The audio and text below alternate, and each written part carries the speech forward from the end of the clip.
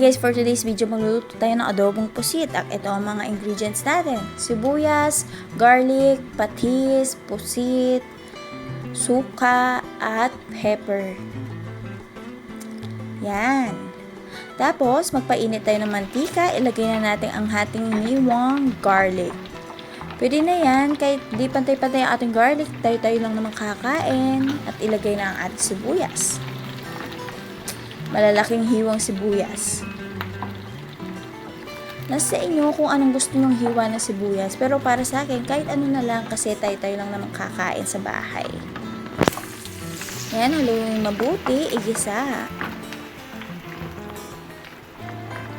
Yan, after natin igisa ang ating bawang sibuyas, ilagay na natin ang ating mga hiniwang pusit na ipagkakasya lang natin sa ating maliit na kaldero dahil wala tayong malaki.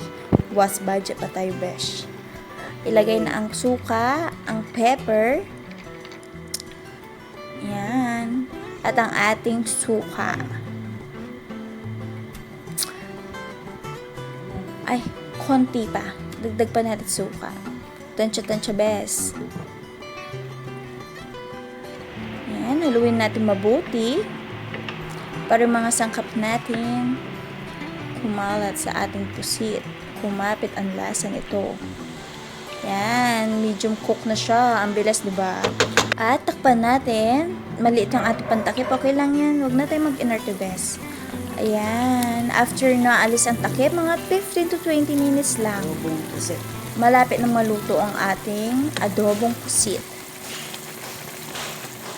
O, diba? Ang bilis. Shalala, luto na, mga tana.